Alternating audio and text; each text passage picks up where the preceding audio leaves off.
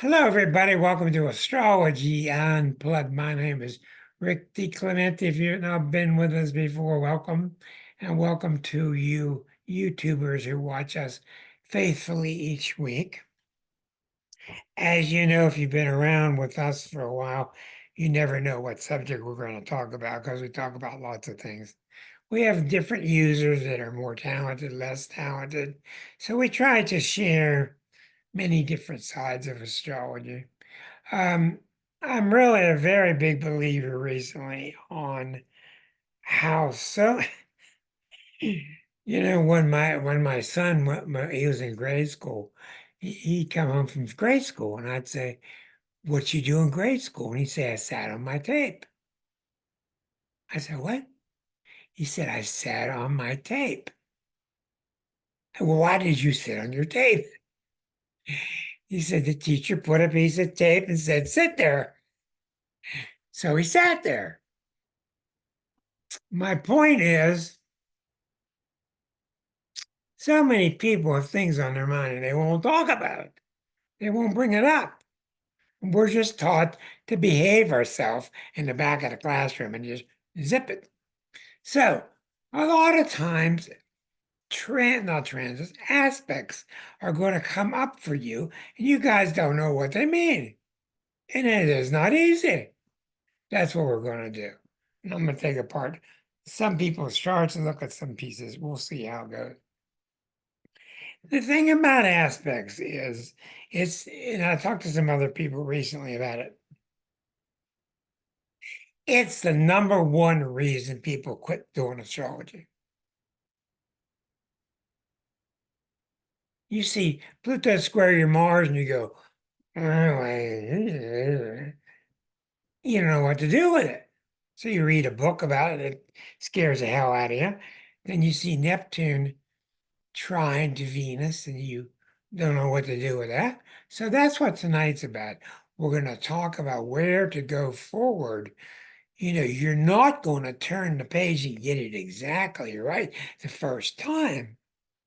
But that's why I keep telling you to get Arroyo's book, which is Chart Interpretation Handbook, because it gives you very clear, basic, stripped away meanings of the basis of Mars, the basis of Saturn, plus and minus, the basis of Jupiter, plus and minus. He stripped it down to the real, much like our book did for the sun signs with Exquisite Zodiac.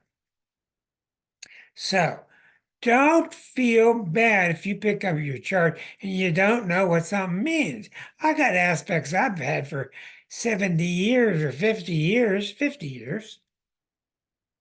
I don't know what they mean. I mean, I kind of got a good feel by now, but that's not the answer.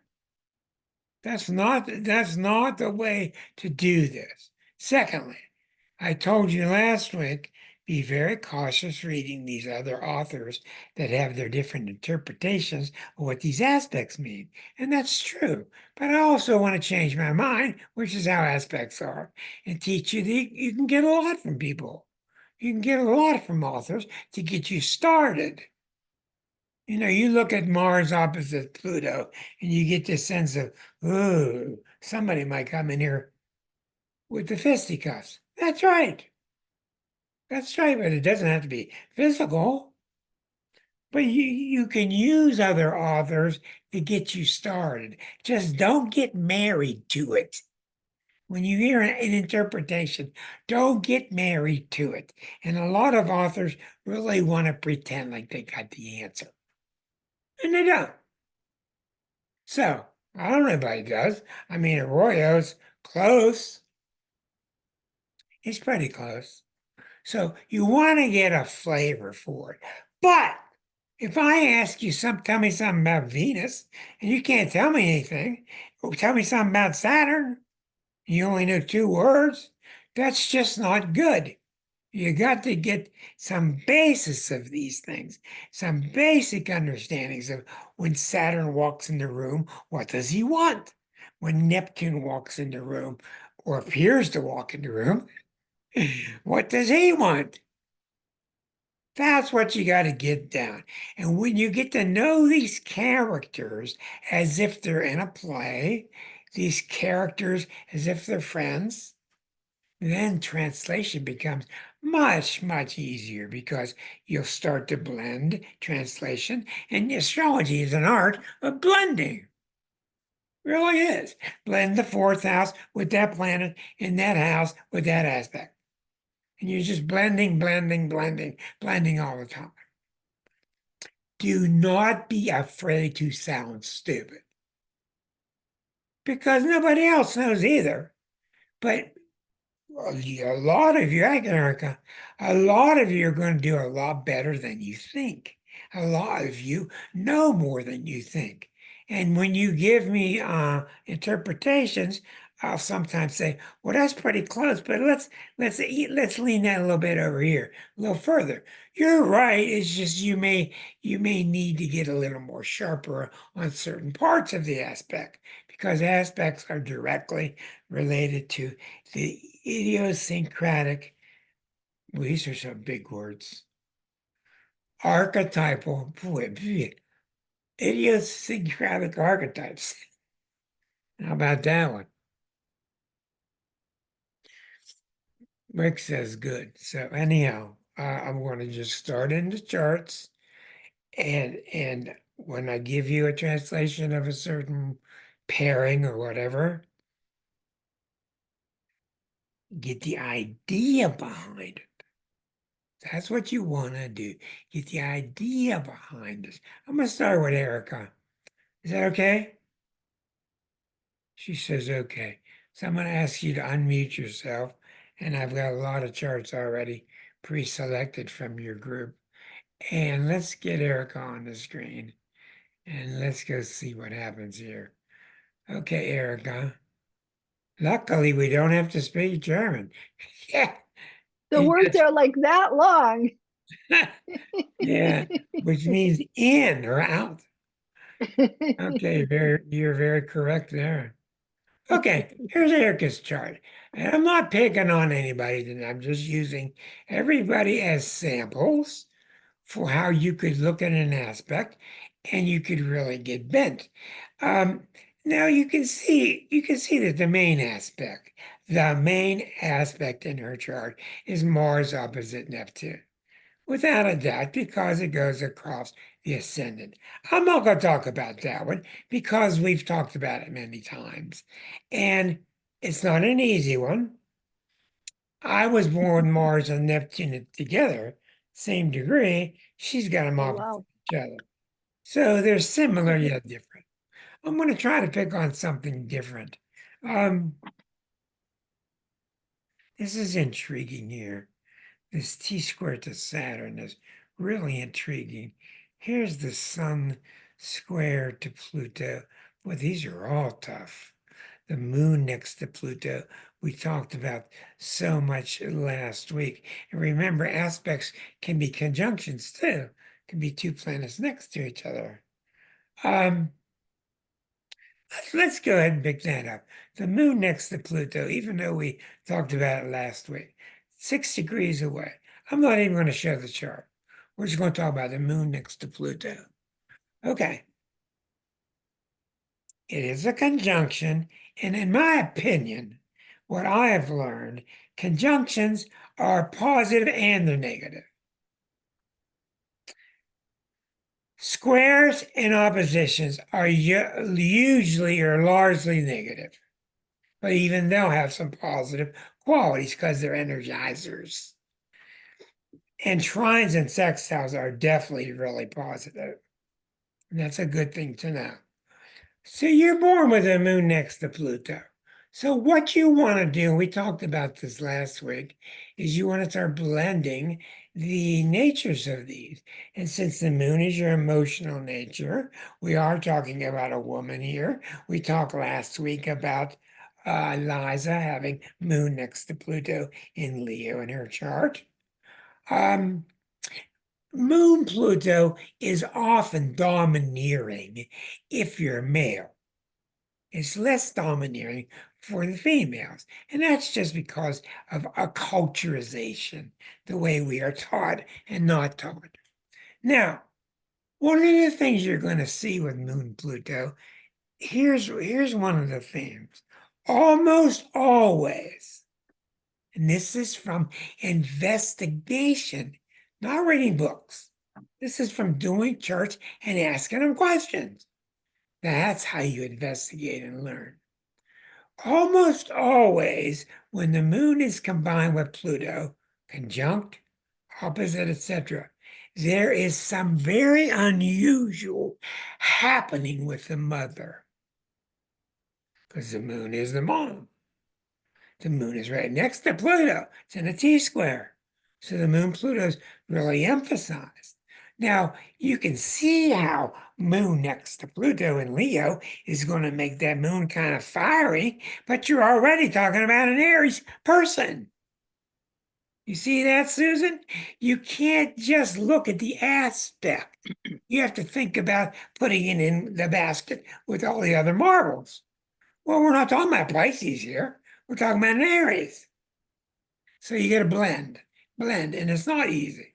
But anyhow, some of the common things that happen with Moon Pluto with the mother is dominating, the mother is not giving, the mother can be overbearing, the mother can be really tempted to steal your innocence, especially if you're an Aries, because that's a sign of innocence, a very innocent sign. You may not know that about Erica, but that no, she's a Taurus. And the reason I keep saying that is she's got a bunch of Aries in there also. The moon Pluto is a passionate combination. It's passionate. And anywhere Pluto is, its its basis is trying to get you to merge with the other. Now, merging can be merging, but merging can also be merging. What I mean is, it can be kind of harmless. Other times, it can be really deadly. Let me have what you have. I'm going to steal it from you Mm. in a nasty way. What you say, Erica? No, it was Yeah. more the influence of that Neptune on the angle too, because talk about merging. Well, yeah. But we're going to get confused easily. So we're going Okay, to keep the topic to Moon Pluto. Now, okay. let's find out, what was your relationship like with your mother? It was very good. Good. Um, and I've got, all of this fire and all of this earth, and my mother was the opposite of Leo. She was an Aquarian.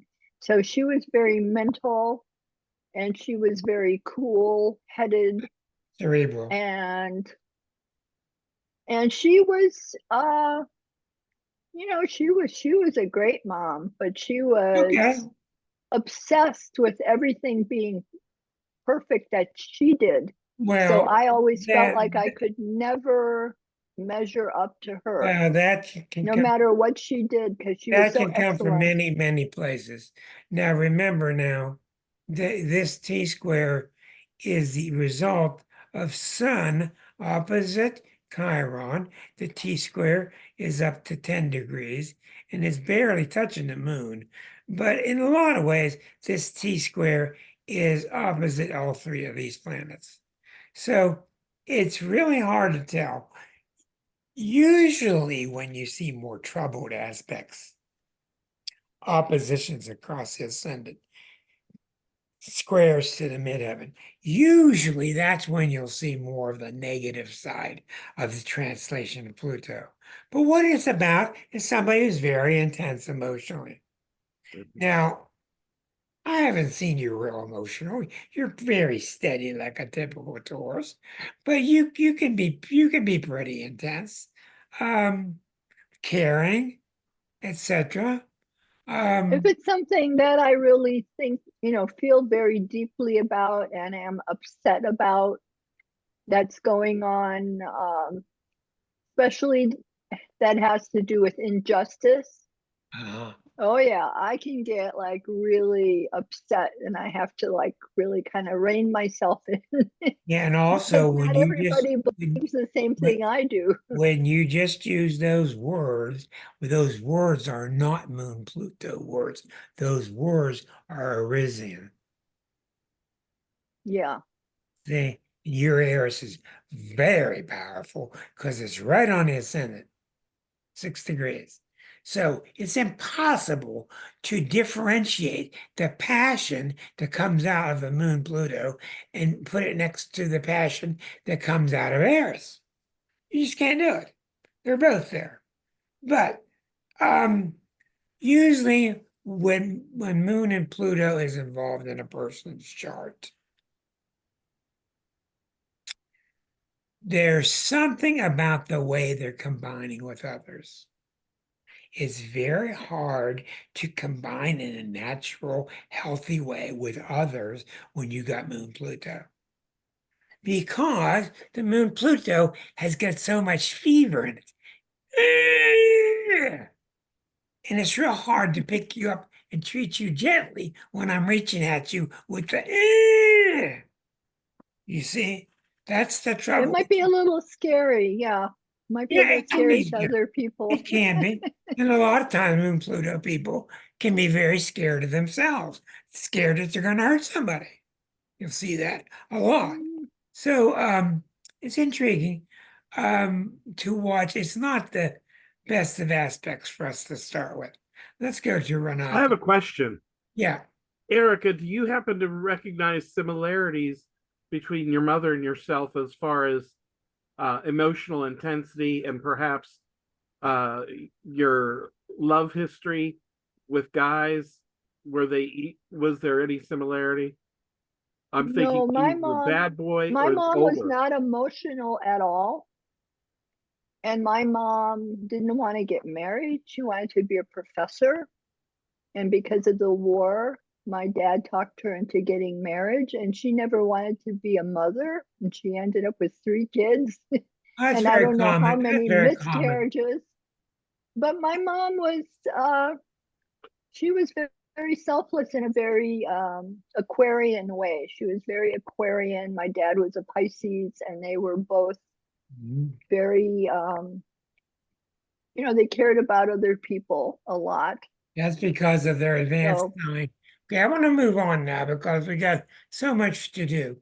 Um, I wished my mom was more emotional. I wished that we could hug more, and she wasn't a touchy feely kind of mom. a And lot of Aquarians I'm a that's Taurus, I need my teddy bear. I know a lot of a lot of Aquarians don't want to be touched. That's true. Let's go to Renate. I want to get to lots of charts. Okay. Thank you. I'll try to get Renate, you need to unmute yourself and let's get to your chart. Okay. Renate. Okay. First of all, am I saying your name the way you prefer? Renate. Yeah, yeah, Am I couldn't unmute myself. No, I said, am I saying your name the way you prefer? yeah, perfect. Okay. Most people don't get it. Okay. Now notice here, what do we notice right away? We got pretty Sure, much Pluto moon and the handle, huh? we pretty much have a bucket pattern, one to Neptune, another bucket down to Mars.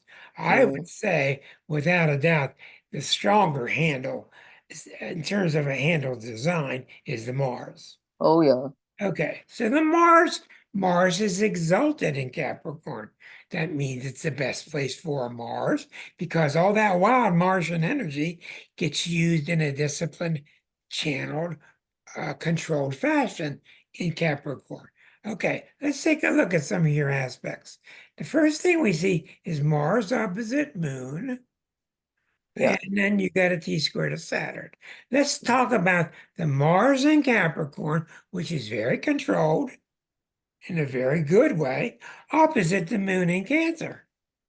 Let's just talk about that, because that's going to be one of the central themes in your life, period. Yes. Okay. Now, not only is the Mars strong, which means if you have to act, you'll get off your butt and you will act. When it's in Capricorn, you're really good at using your energy wisely, which is not a Gemini trait. Okay? It's just not. No. Geminis don't use their energy wisely at all. I'm not Gemini, I'm Taurus. But I know, still I don't use my energy wisely in my but life. you I do have didn't. a bunch of Gemini in your chart, right? No. Have a Okay. look. Okay. Just mid-heaven. Okay. Now, when your Mars is opposite your moon, this is an unusual combination because they're both personal planets. There's no outer planet here. Uranus, Neptune, Pluto. You got two personal planets. So your very nature of going to get something, which you need to have, and it needs to be a healthy part of you to go get something, Yep. is opposite your moon in Cancer, which nature is not to go get stuff. Cancer's moon in Cancer's nature is to stay in the family, to stay real protected, to stay calm and make sure they're safe. So And Mars I is up, never did anything like that. I we're I seeing. always wanted to be free, not wanted to be married. Okay, well, we're going to look at other parts, but your chart shows that conflict right away. The Mars doesn't want to be docile. The moon does. And your moon is really, really important. So we're wondering why you could say about this aspect that nobody will leave you in peace. No matter what I do, nobody ever leaves me in peace. What does that mean to you? Hmm. I don't leave myself in peace. Well, have you found in your lifetime that a lot of people were sources of unsettlement to you? Yes, of course. Okay. Constantly. Now, Still is. this is why when you take aspects, this is a really good lesson here. When you take aspects, it's very common that somehow that aspect will work itself out with the people all around you. In other words, it will describe your environment. Mhm. And the moon, what's the moon want to do? The moon wants to sit with the little cushion on the couch and it wants to relax and got the cat in the lap and be peaceful. Well, Right. Mars doesn't want that. Mars is get up, let's go do something. Yeah. So we see a conflict between the desire to settle down and be calm and the desire to be active.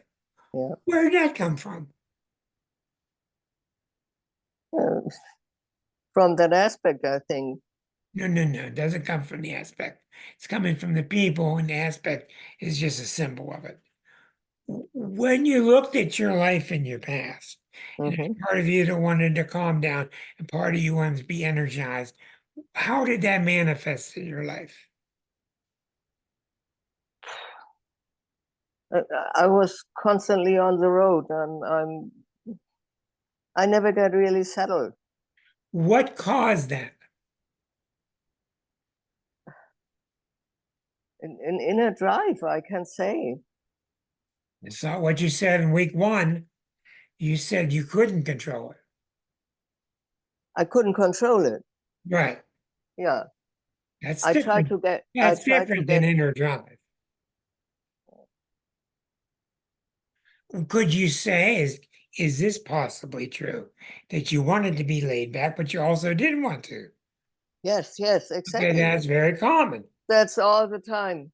Yeah, all right, that's very common. Even though it seems screwy, it's not screwy, it's just common. Some people want opposite things, contrasting things. So here you are having to be a Taurus. We know what the Taurus wants. The Taurus wants to settle down like a Yeah. hog. He wants to be calm, sit in a rocking chair, get the pipe out. Okay? That's the Taurus. All right. But the Mars doesn't want to hear that. Now, why do you think so many Tauruses end up married to Cancers? Because Because yeah, I was married to a Cancer, of course. Taurus and the moon get along very well. Venus and the moon are the two emotional planets.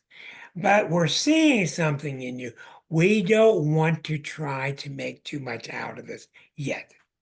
We're seeing a conflict. We don't know much about it. I know enough to look into your past life. That's where this is coming from. And that's where we're going to go look next. Wow. Okay. Because we don't have enough information yet. Hmm. Okay. So you're seeing that this Mars moon is very significant. Another reason, tell me another reason that this Mars and moon is so significant. I don't know. They're both at 18 degrees. Yeah, of course. 18, 18. Yeah, That's a whole lot different than 18 and 15 or 18 and 12. These two yeah. are having it out. They're having it out. We don't know why, but the excess from this fight that gets expressed through the T square and it gets expressed through Saturn and Aries. Yeah. Well, Saturn is not a good planet to express energy through. It's the opposite. It's the kind of planet that stops things. I Correct? always, yeah, I always felt like having my foot on the brake and on the accelerator at the same time. I think That's a feeling. I think that makes a lot of sense. Yes. Yeah. And we got to find out where that's coming from. But if Mm. this were a more palatable energy like Jupiter or Mercury or the moon, the energy that would come through it would just come through it in a more fluid way. But with Saturn there, especially being in Aries, and now you got another contention. You got the planet of hold back for others in the planet of self. Mm. So you got extra energy supporting the self or selfishness, and you got this planet, which is the opposite. So we're really confused. And what I think this means is that in your childhood or in your background, you were given confusing messages. Oh yeah. You do this for people, you don't do that for people. You do that. Well, how about this? How about this? How about that? No matter what you did, you always felt like, is this right? I don't know.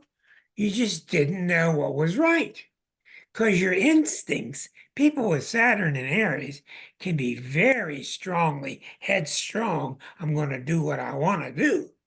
Yeah. Okay, and you got the strong Mars there, but the moon doesn't like to hear these kind of stories. I The know.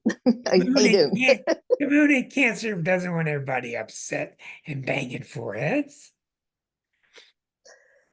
Yeah. What does my Aries cat do every night?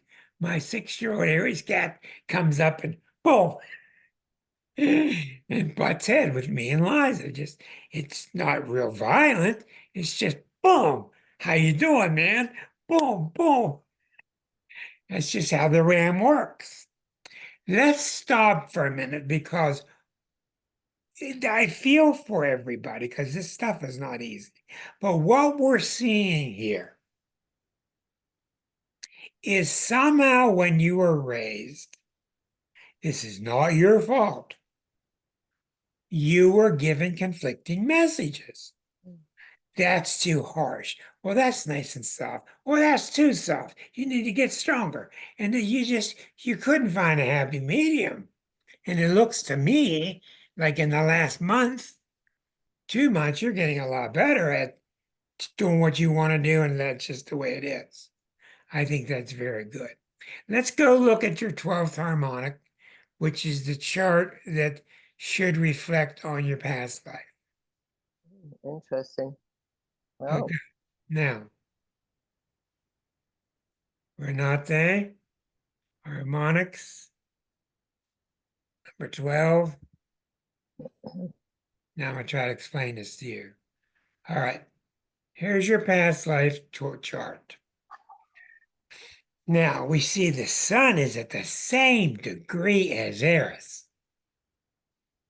Oh, Okay, there ain't no way around this one.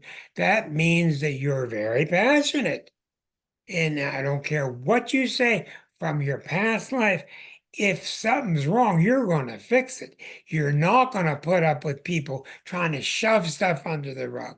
You're going to speak out. exactly, exactly. Okay. That's not a Taurus thing. That's not No. a moon and Cancer thing, but that is a Sun Eris thing. Yeah. Okay. So that shows me that you were raised somewhere, I don't want to say volatile, but somewhere where you didn't keep things in, you got things out. But then why did you put a moon in Cancer? Maybe to get away from it. So there's this conflicting message going on in you about peace and non-peace. Okay, it's very intriguing. This might not be easy to solve. No. Right here on your ascendant, you got Mercury. This is where you get a lot of Gemini from. Just, I don't care if the Mercury is in Cancer or not. Just having Mercury at 1234, 3 minutes away from your descendant. You were born with a lot of Mercury. That means somebody has an active mind. They want to explore. They like to talk about different things, etc. All right. So we got to find out, where does this moon Mars come from? Okay. Right away, we know that no matter what you do, you got a very Martian chart just from Eris there. Again, Eris is about, if I got to get up and do something, I got to fix it myself, I will fix it. If I have to use Discord, I will use it. Period. That's what it means. And when you have it exact like this, there's no debating it. Okay, you could possibly learn to ride this wild horse. And that's about it. You got this really inquisitive mind. You down here in the fourth house, you got this real intense moon, Mars once again. Same Yeah. thing. Intense, Interesting. intense feelings. Yeah. So what's going on in your chart? It's very intriguing. I have to think that one of the central elements to this past life is the Neptune opposite to Chiron. And I'm getting a yes from the other Rick. And what that means is, no matter what you did in your past life or how right you felt when you got aggressive, the Neptune said to you, oh, let's chill out now. Let's chill out. Let's think of others. Let's do what the church is saying. Let's be a good little girl. Because you are a girl. Girls are treated different than guys. Let's be a good girl. Let's behave. That's the Neptune talking to that Chiron. While the Sun and Eris are saying something completely different. This is really intense. I got to raise hell. I'll raise hell. Let's not raise any hell. Let's just be calm and be satisfied and sit back. So we see both themes are in this chart. Both themes are in this chart. So you take the seeds from this chart and you take the main elements of it, the feel of it, and that's how you form your birth chart as it is. So now we go to the birth chart, and what do we see here? Here we see again, right across the ascendant, Neptune, Jupiter. This is the peaceful, be a lady, be laid back, right? Moon in Cancer, let's be ladylike, let's care about the family, the feelings of everybody. So you've got these real diverse forces here.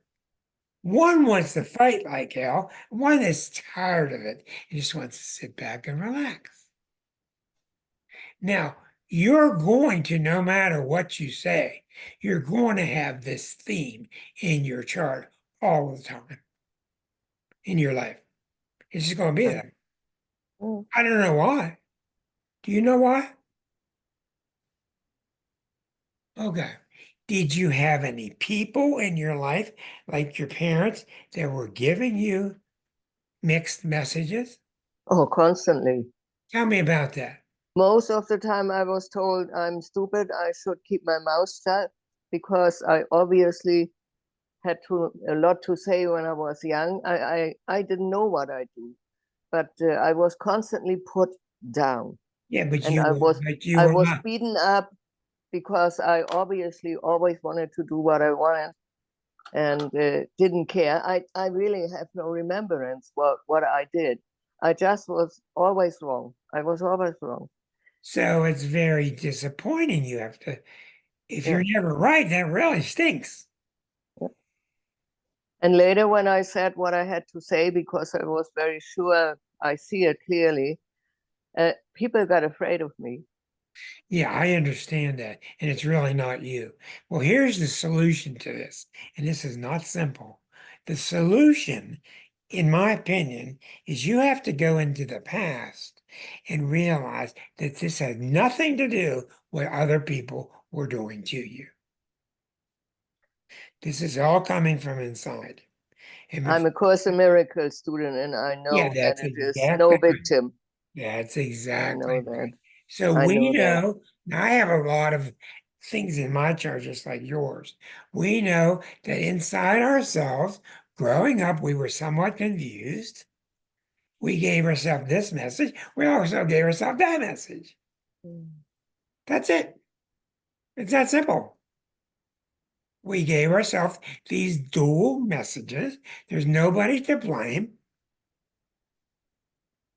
Uh, yeah, that's a good point, Erica. That's a good point. But the overall point is this. Here's where you have to zoom out to get these things solved. When I zoom out on Renate, she is aggressive and she's also laid back. Yeah, She's both. yeah, She's right. just both, Rick. Yeah, I think too, the chaos in the home Right. was related to your Chiron wound, where your thinking was disrespected. That's why you were always told to be wrong. You were wrong. Of course. So you always had the rug pulled out from under you, like that Uranus in the 12th harmonic in the fourth house. There's chaos in the home. It's always rough and changing. So your Right. psyche learned how to fight and defend yourself. Yeah. So And there's a lot there. well, that's very good. And what I would take from this, Renate, and this is not simple, but I do think it's the road to you solving this, is to just say, sometimes I'm dynamic. I don't care if you're listening or you're not listening. I don't care. Sometimes Renata is dynamic. Sometimes she's not. Sometimes she's laid back. And I'm not going to try to make sense out of it. I'm not going to try to discipline it so it all gets homogenated. That's what I always wanted to do, and it didn't That's work, of exactly course. right. And that's exactly what you can't do. Mm. That's exactly right. Everybody in the world would have the same impulse that you have. Well, God, let's calm it down. Well, let's just energize it. Which one? And Mhm. you know, Ram Dass, I've studied a lot of his theories, and a lot of his theories are: if you're like a bird one day, okay, and if you're like a horse the other day, okay, you just are. Some days you run, some days you fly. And you don't sit around and try to put a should on top of it. Your chart is very clear. It's very dualistic. It's got really dual types of threads. And what you need to do to stop most of the fight is to stop seeing these two as separate voices. Exactly. And Good I for was you. told that from another source that these two, oh no, that was the Doreen, who Oh, wrote it. man. She told me that this is fighting in me, the spiritual part and the worldly part. And that's right. I always want to be spiritual and nice and harmonic and all that, meditating, Course the Miracles, do the best. And there is another part in me that wants to have fun, wants to go out in the world still. And Yeah, it's but you I see, gave up on this fight now. well, very, very good. And a lot of times, this is a really important lesson for us. A lot of times when you're energized and stuff, doesn't mean you're not peaceful. Doesn't mean you're not Course in Miracles. Doesn't mean Christ was always sitting around blissful like this. You know, I'm sure he had his energized moments. I'm sure he joked with his partners and, did a little bit of mischief with them. You are a very lively woman, and you also really appreciate depth and quiet and Yes, richness. And there's yes. no reason that you can't cultivate them both. Go ahead, Rick. There is Thank you very something, much. Yeah. Renata, you said yeah. something that made me think, be careful how you frame your words, because it looked like you were putting constraints on yourself, that something was a punishment. And I think you might want to find ways to celebrate your individuality instead of pressing yourself down. That's right. Your You get rid of family that. was the source of trying to mold you into their idea of what a calm family was. And Yeah, that calm because, family disenfranchised you. yeah, because if you look at your family, I'll bet you not very many of those people are calm. My father has 5 planets in Aquarius, and my mother was a Pisces. Yes. So, I think you're definitely on the right track because you're giving yourself to a higher power. And we know that your chart is the way it is because that's just the way it is. And like Yeah. Erica just said, Christ threw the money changers out of the temple. I know what it is you had said that had me concerned. You said you just feel like you had to give up. And I would suggest, that's your Neptune looking to escape. Right. Yeah, And yeah. if you can frame it differently and surrender to your higher ideals as opposed You to know, giving up. yeah. Perfectly said. Since some weeks, since the beginning of the year, something changed. And I get more in peace with myself and these 2 pieces. And since Pluto opposition is gone now, and that changed something in me. Yes, and it could be Neptune too. Well, that's very, very good. And this is not a simple thing to solve. It's not a No, simple thing. But what can be done with this is you can stop thinking about what mom said, what dad said, what this book said, and just start to become friends with these two parts inside. And when it's time to sing on the stage, like I always say, invite one up, invite the other one up at the same time. Just do your best. Because what ultimately it means is you would be very sad if somebody removed one of them. right. You are both sides. Yeah. Okay, Yeah. very, very good. America, Renate, Thank you so much. you It are was good. welcome. Yes, you're exactly, Erica. Having her Uranus return is just monumental. Monumental because it's the planet and very few people get the return and are still lucid, which she is. The Uranus return is okay, I've completed my mission here. Is that true? Have I Mm-mm. really? Okay. Well, now it's asking you that question. Is that true? And if you say, then what does the no mean?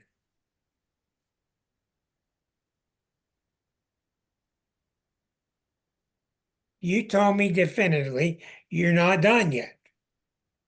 You to ask me? Yeah. I thought you were talking to Erica.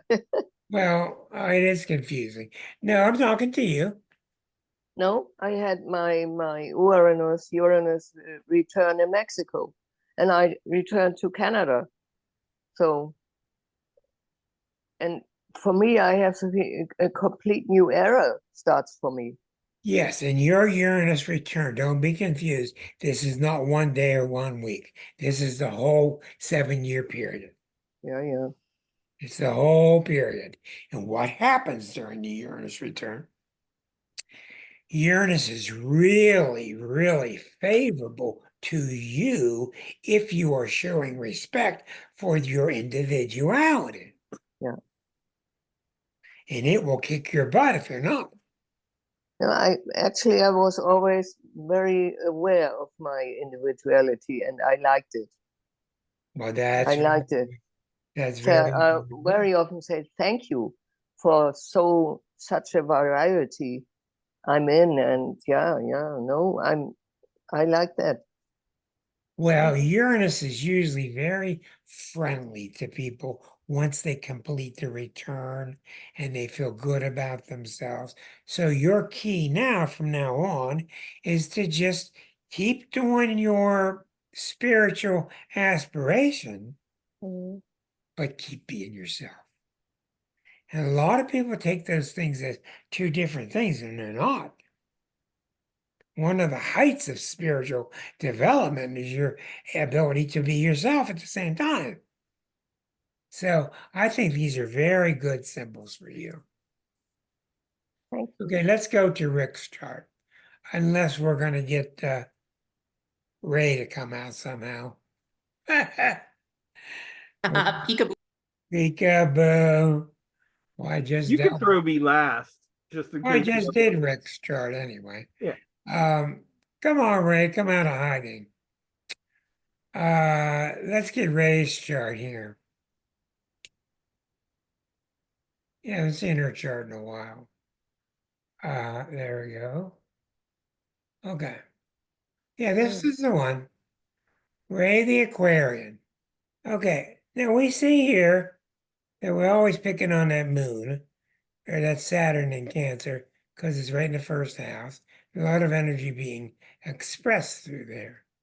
Now, how in the world can anybody sit down and translate Pluto opposite Eris? And your Pluto opposite Eris is generational. This took many years till this broke up. So probably people from 1970 through 1980 had this opposition, something like that. So this is very much in that generation, and the way they behaved. So you cannot really put much focus on the Saturn in Cancer until you get this solved. What's this about? Plus, when you were born, this planet didn't exist. So what else do we have here? We have a Uranus square to an Aquarian sun. Uranus square to an Aquarian sun. There's no reason to even try to interpret that one. And you got the Neptune square to Jupiter. We've talked about it a lot of times. The Neptune is 11 and the Jupiter square in Pisces. This is something that's very tricky. Why is this a tricky aspect? Oh, because delusions. Yes, yes. What? The propensity to be deluded.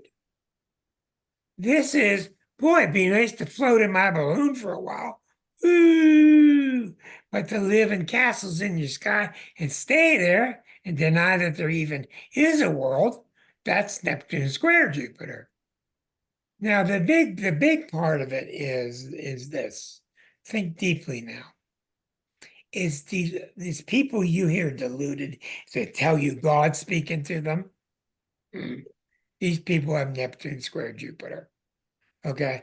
Because possibly God is speaking to them, but they're probably not listening. They're hearing their ego. Now, the problem with Neptune square to Jupiter is hearing it clearly. Hearing it clearly. Because this is not a symbol that you got to be wrong with your spiritual instincts. It's just a symbol that you got to give extra focus to it, put extra heart into it, put extra test with it. And from what I have read, the true test of Neptune Jupiter is it coming to you quietly? Is it coming to you quietly with God's affirmation behind it, and softly with messages and answers of love? If it's coming to you with any other message, it's wrong. It's the ego. That comes right out of the course. So Neptune Jupiter can be okay. A lot of people, especially males, really get this one screwed up. And they'll have a lot of affairs. They'll end up being very dishonest. With you, I'm not concerned about it. With you, the number one thing I see in this chart is this. Because you have so much power going back and forth between Pluto and Eris and Chiron and Pluto and Eris, these are heavy duty fights going on. And what does that mean? And then it goes over to Saturn. You are a knight in shining armor. You've got really big plans. You're not going to get by in this life with little tiny ideas. Not with these God, Pluto, Eris stuff. You get the big sword out and you say, where's the problem? You get me? Oh, And yeah. Well, it's you know, not, I mean, let me just say one thing to you, and I want to hear sure. your response. I'm not telling you to cool off that these things aren't a big deal. Mhm. I'm just saying, let's back off of them a little now and then and give them some extra thought, because maybe we don't have to respond to them so bigly, Mr. Trump. Maybe we don't have to respond so directly with our sabers flying that we think. Because usually when you have a dramatic response inside the self like that, it's an ego thought. That's usually what it is. When you see some people that are just nuts about saving other people, they're telling you directly they don't want to save themselves. So what do you think about all this power pouring through that Saturn over there from those three major planets? Well, I think it's fortunate that the Saturn is trining the or I guess for you guys it would be trining the Jupiter to kind of keep it in check. Um, and then both of those are sextile to the moon, so that's a little bit of harmony to balance out the I mean, it's obviously not quite the power packed punch that Pluto opposite Eris is, but I mean, at least there is a little bit of grace in there. Now remember, this is a 10th house Eris. Mhm. Okay, Oh so yeah, you're really uh, active in the world. champion for a You're, lot of my that's life. exactly right. Yes. And Jupiter is really nice up there. Mhm, mhm, Jupiter is a wonderful planet in Pisces. mhm. You know, it really softens things. And that Jupiter there in Pisces is in Pisces twice because it's picking up the Neptune. Mhm. So that's a very lovely, nice combination here.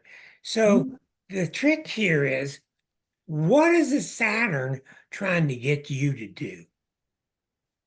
Well, so far he's kind of kept me quiet on some It's things. all right. All right. I'm very protected.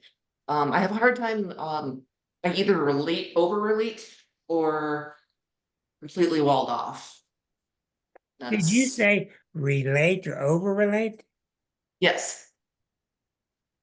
And, or, like I don't know, I mean, obviously that's not from Saturn, but, the Saturn part can kind of keep me walled off. Like I've been told from my teenage years about how aloof I am. And it's like, no, I'm Now not that's aloof. also an Aquarian ability. Yeah, you're right. You're exactly right. But what is the Saturn really trying to do? Thank God the Saturn is there. It is your power.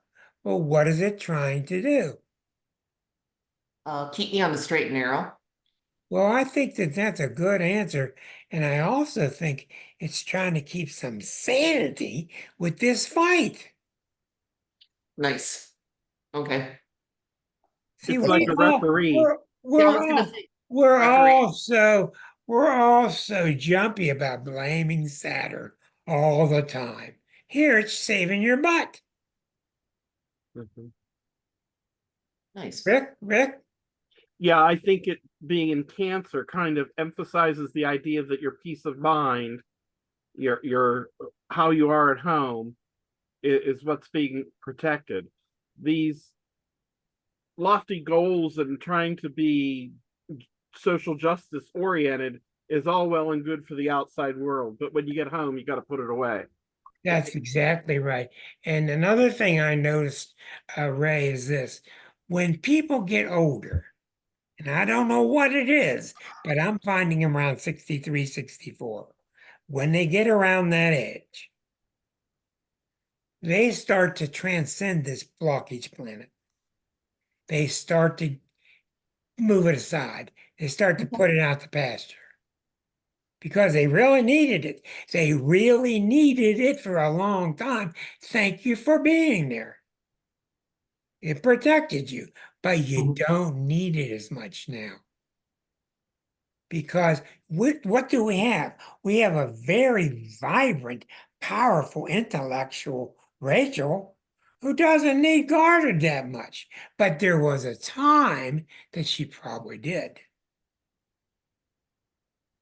That's what I'm finding very clearly. I don't know why 64. It's just people at 64 this Yeah. happen. I know you're not there yet, but okay, that's intriguing.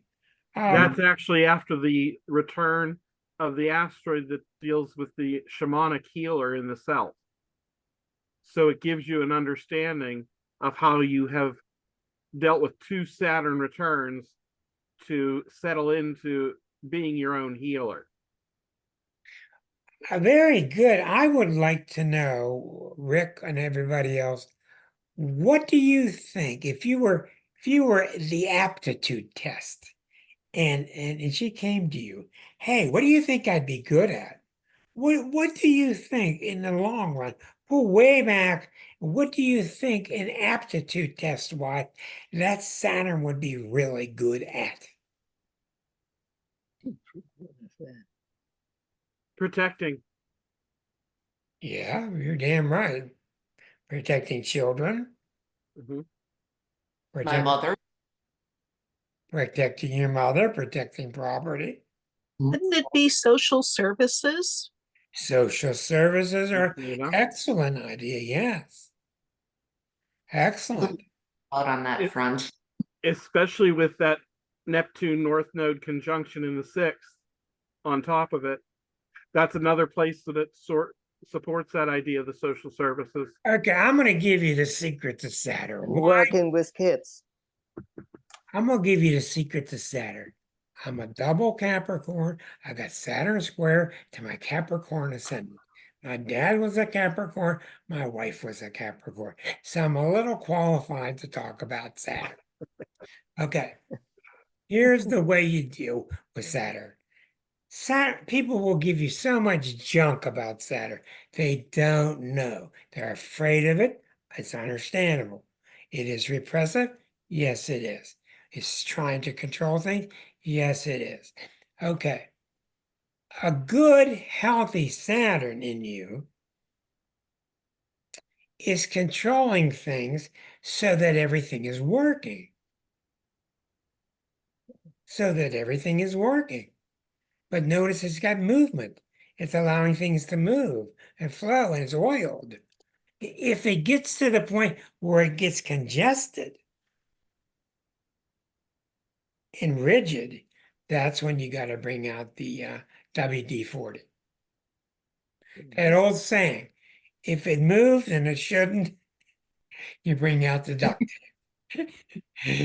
And it moves, and if it moves too much, whatever it is, if it doesn't move enough, you bring out the WD-40. So, What is that? what's that? What is that? You know, very many words I Uh, don't understand. I always have to look it up.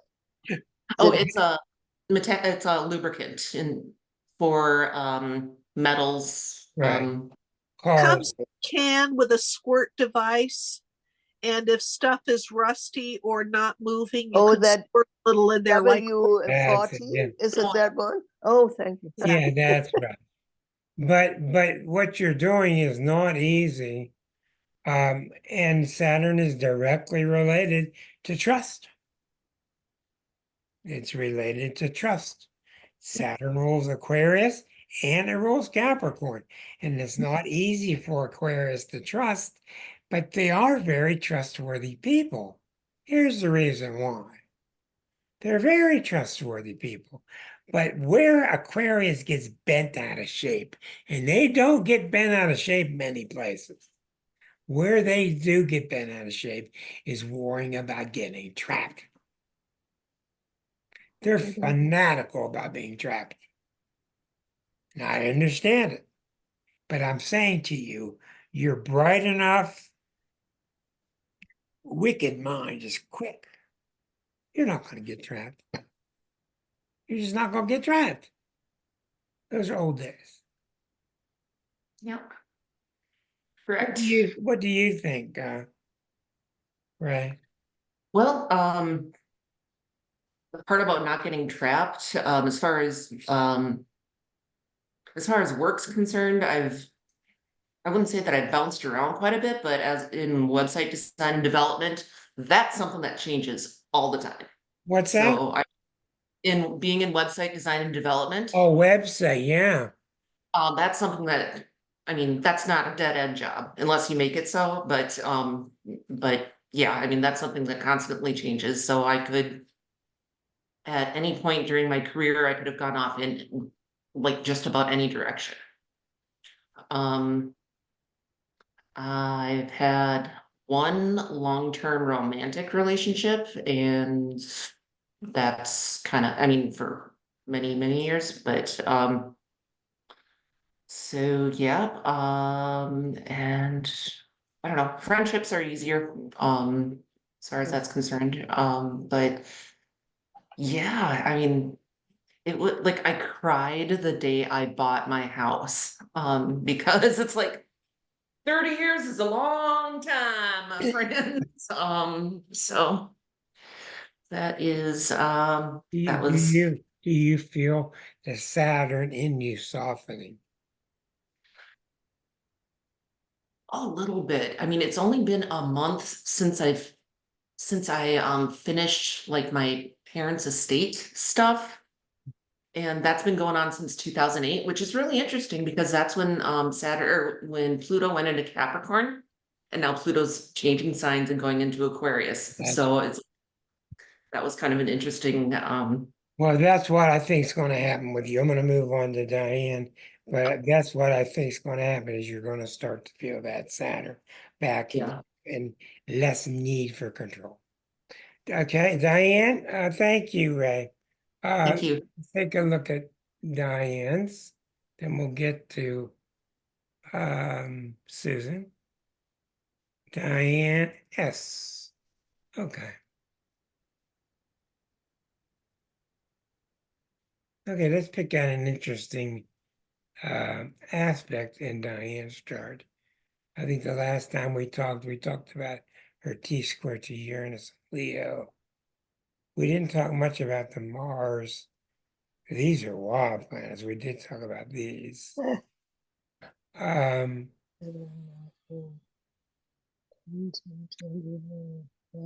see the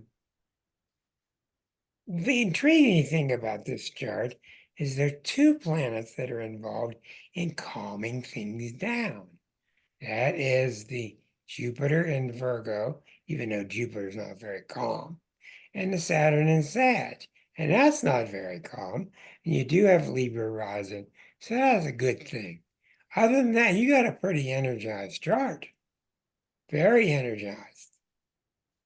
Now, we do see sitting by itself a Chiron in Aquarius and a Uranus in Leo. So, what is it that keeps you from getting on top of the barn with the roosters? I mean, what is it? You got some dynamism here. Just you get to know me better. Now, you just when you're on top of the roof with the roosters, please give us a YouTube video. Well, I definitely think that's more present in my life now than it was for a long time. Um, I think, yeah, I would say, in the last, what is it, third of my life, I've, done a lot of work and freed up a lot of myself. And in a way, I'm stepping into a new period of life. I'm letting the therapy go and looking to see what's next. Very good. And part of what happened in the therapy was that when I started as a therapist, like I guess almost 20 years ago, I was willing to sit in the background, Mhm. and that's gotten harder to do, which, is not good for a therapist. Therapists need to keep themselves out of the picture to a large Isn't degree. that the truth? Yeah. Yeah, but I really started to feel stifled in my self-expression, which Yeah, well, had that's very good. Now let's take a look at your sixth harmonic because that's the chart of your destiny and what you should be doing with yourself. Eighth, sixth. Okay, here's your sixth. This is like an aptitude test. Now, I found with the sixth harmonic, the really important thing, this is about your life direction. I found the really important thing about this chart is the sign at the midheaven. And with Aquarius up there, I think that's really intriguing. You seem to me to be very Aquarian oriented, your work, your interest. Here's your big T square to Neptune. Your natal chart's very Neptunian. You got a real strong Neptune here. You got a real strong Uranus there. What's going on in the transits here? We see, look at what's happening here. Pluto's approaching the midheaven. Hello.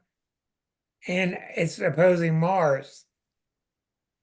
Okay, there's nothing I need to even say about that. Sometimes you get an aspect that's so vividly clear to shut the chart off because you don't want the chart over inundating you with too much information. Pluto is coming to the top of your chart, your personal do it application chart, your personal destiny, make your move, go on your what is they call your 40 days and 40 night trip. This is time. This is time to make your move, to make your Don Juan move, to make your Vista, what do they call it? Vista?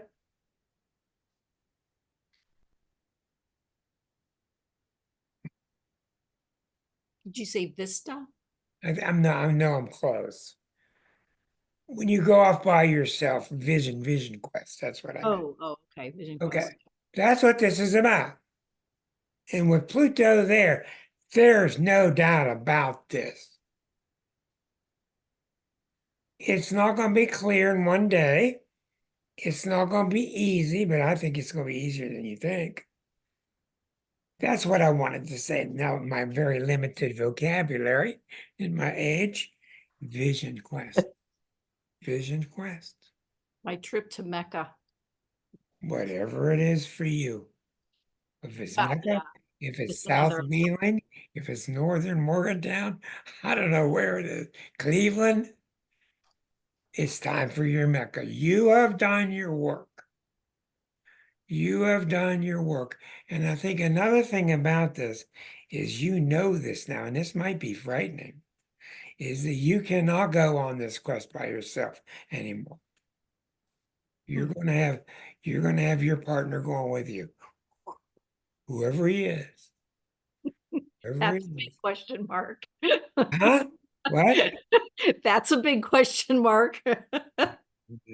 It's a But spiritual thing. it's interesting. It's a spiritual thing. I have watched the universe over the last year prepare me for a relationship because I have been like, No, really. I'm not saying to you it'll be a relationship. I don't know, but it's Well, going to be, no, it's going to be I a think that, relationship with something, the Holy Spirit, etc. Liza and I visited a spiritual retreat in New Mexico, and I was standing out in front with all the different bushes and things, and in came a slow motion raven. And this raven came,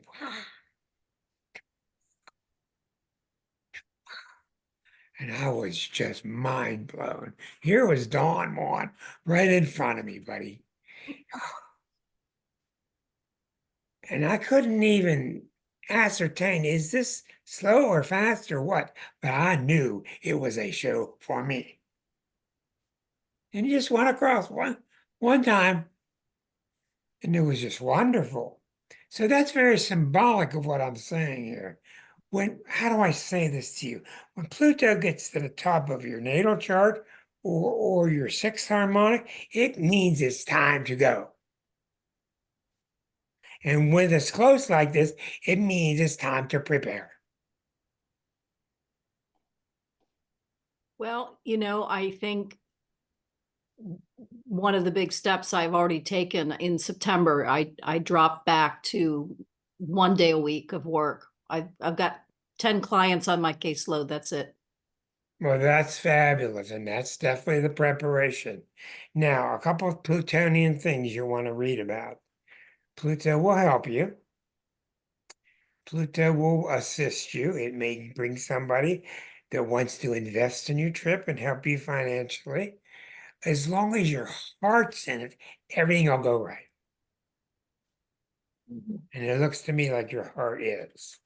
Now, there's no two ways around it, and Rick will agree with this one.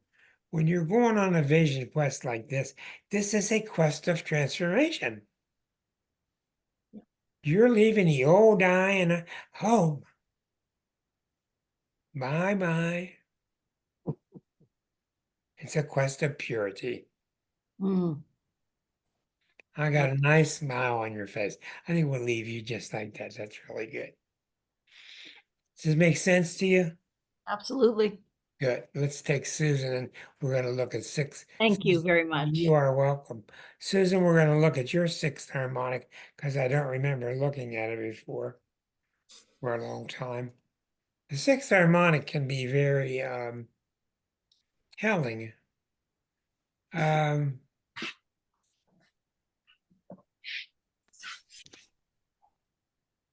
okay, here she is. Okay, let's go to the harmonics. And let's do 6. Okay. Here's your sixth harmonic, Susan. This is the chart of your destiny. And it's a hard chart to put into words, but what I have found with it, isn't this intriguing? The sign at the top of the chart is really critical. Aries. Look what you got up there. Aries. And she's da, da, da, she's going through the whole United States with her. Yeah. She got her two mad lions traveling with her. Ah. And she's painting her way across the South and the Northwest and the Southwest. Yeah. Okay. So you've got a chart similar to mine. You've got this tremendous activity, third and ninth house. But look again what's following you. The disciplined teacher just followed you out of your ninth house, and now it's on the sixth house. So now you have Venus and Saturn. Instead of Scorpio, they're in Capricorn. Huh. So that's intriguing. You have a very nice first house with the sun in Cancer. Now let's look at the heart of this. Venus, Neptune, Moon, with Neptune exactly at the midpoint. That's very powerful. You mean Pluto, Neptune, Moon? Pluto, Neptune, Moon, 5 Yeah. degrees each. So Neptune is exactly at the midpoint of these two. And that means that Neptune really expresses the conjunction of the moon Pluto. So this is very powerful. And we go up, even though this is 15, we go up and we look at the 15th degree. And there's nothing here, but the Uranus is pretty close. Yeah. So we're largely seeing three planets opposite three planets. And they're going on, just like in my chart, they're going on third house, ninth house. This is a chart of a teacher of whatever, and a teacher of spirit. And you're also a medium, etc. But I take this Uranus and Pisces to be very exceptionally strong because it's opposite all three of these. So this means it's intriguing to me because this means this is a way of how can I liberate myself and keep teaching, but not be tied down to a school. Right. This is very nice. This Chiron, Uranus, Jupiter. This is very nice. And there's not even a T-square to it. So look at the look at the grand trine. You got 3 here and 2 here and 1 there. Huh. So you've got a very powerful chart here. It will be very interesting to keep our eye on anything that gets third degree cardinal, which has been a while. So let's take a look at what's happening in the beginning of Aquarius. So right here, Pluto's right here right now. Okay. Pluto's hitting the node and it's crossing into the 8th house. But what this is really about is revving up that Aries at the midheaven. So what does that mean to you in your personal direction? Revving up that Aries at the midheaven. Driving in new directions, I guess. Would this be career-wise? It doesn't matter. All your explorations. Well, Aries are your adventures. Yeah, absolutely. I've gone into new directions with my readings. I'm launching all those expos. I'm tying art in with all of that. I've got a new website going for my art. I'm trying to do a lot of stuff. I'm still feeling pushed to get some writing done, and I haven't done it. It's like, hanging there, like the sword of Well, Damocles. why do you think all this change is upon you? I don't know. I don't feel like standing still is healthy for me at this stage of the game. Every time I consider getting out of the RV and renting an apartment, I get claustrophobic and I can't breathe just thinking about picking one spot and living in that and not being able to go. It feels I do not want to be cornered or pinned down anywhere. Not now, that's right. Well, you're on the right track. you're on the right track. Now, what does Aries do? Aries is a swashbuckler. Right. He's got the big sword, and he's chopping through the weeds, and he's making a way. He's not the path follower, because that means the path's already there. He's the path maker, Right. and that's a really dramatic Errol Flynn type of thing to do. Yeah. I think you are paving new ways. So what are you? What are you, and who is Susan now that she wasn't 5 years ago? I am more outward. I think I was turned very inward for a long time, and I'm way more turned outward now. Was the inward because of being in a school? Partly that, partly a difficult marriage for a long time. And then not knowing what to do with myself when that was over. I just, I still felt every time I explored and went somewhere, I still hung to the middle. I didn't go out and That's really not it's explore. not easy. What sign, may I ask, was your husband? He was an Aquarius. Well, that can be really good. Should have been. It can be really good. Okay, because they can be really friendly and supportive. What are the questions on your mind as you look at this chart? I'd have to look at it again.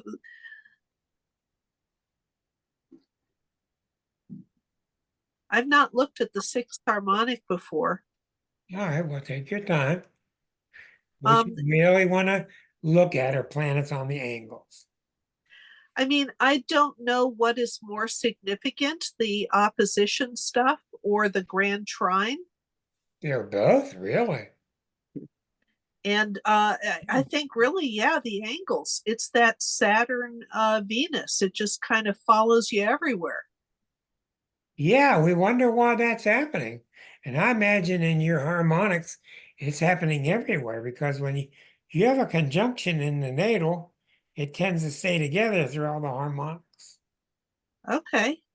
So it is a real significant aspect, but in the natal, it is part of a T square. Okay, let's stop and think about that for a moment. Let's go to your 12th harmonic. Let's go to your 12th harmonic.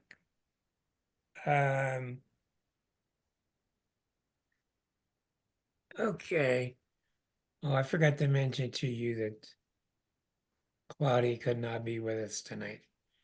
Harmonics. Let's look at your 12th.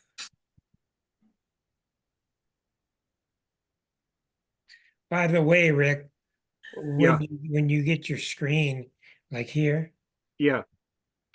when you get this full like this, Yeah. it'll start making mistakes. Oh, You know why? It just will.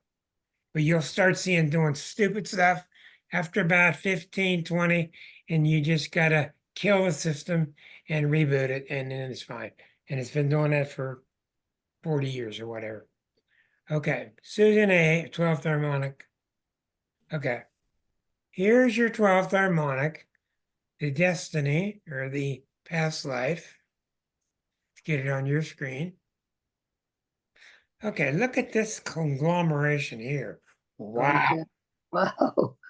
Look at that. 1, 2, 3, 4, 5, 6 planets, all within 36 degrees.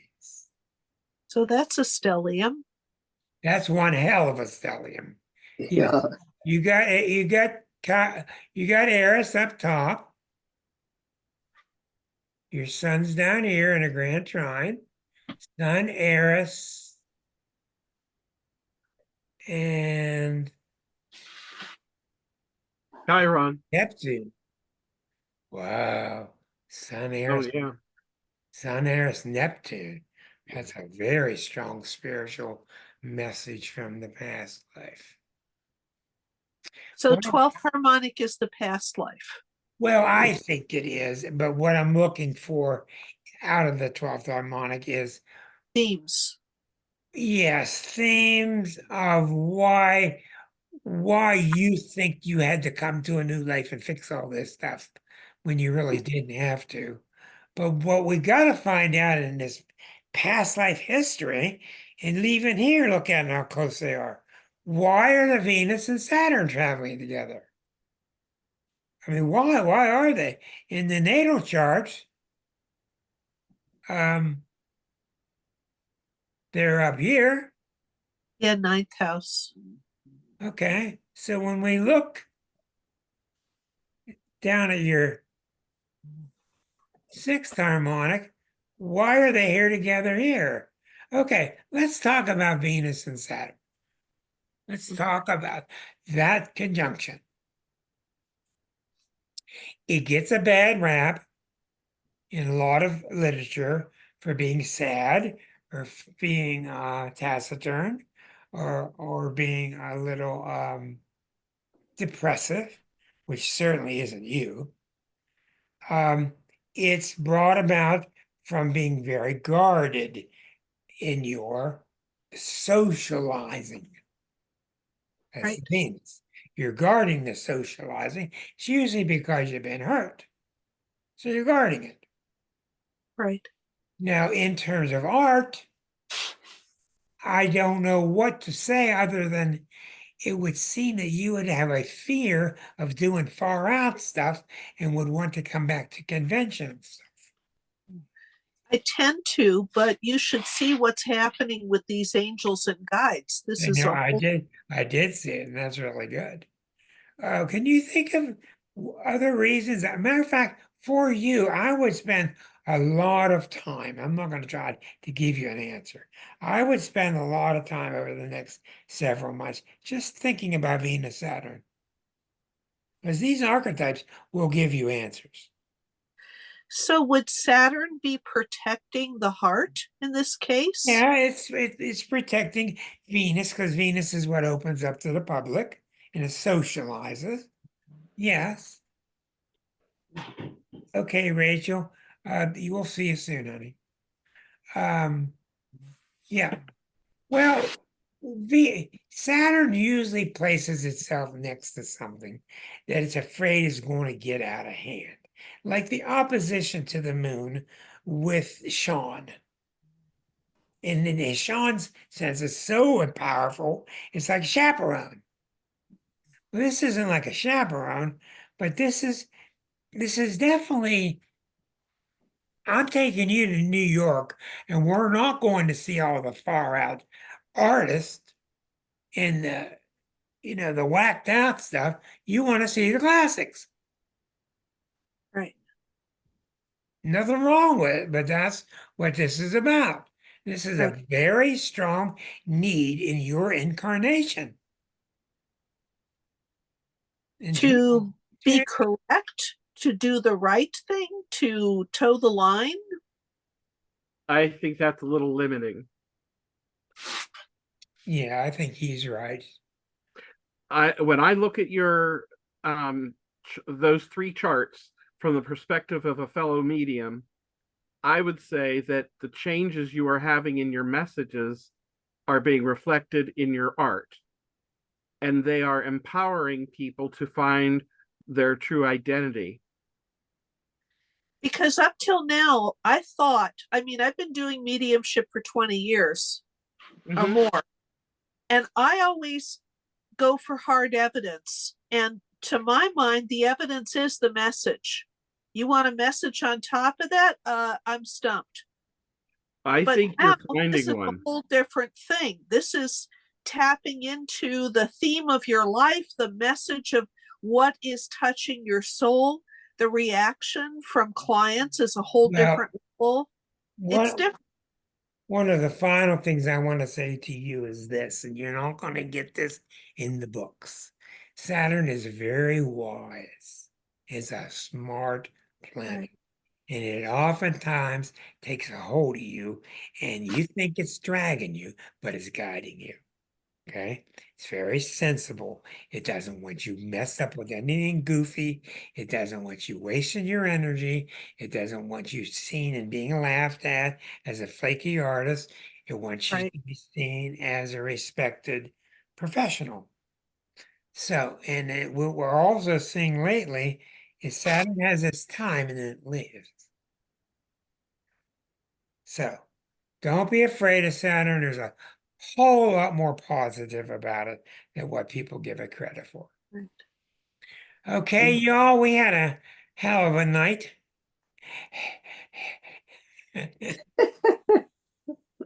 And now that Renate can go out and buy a can of WD-40.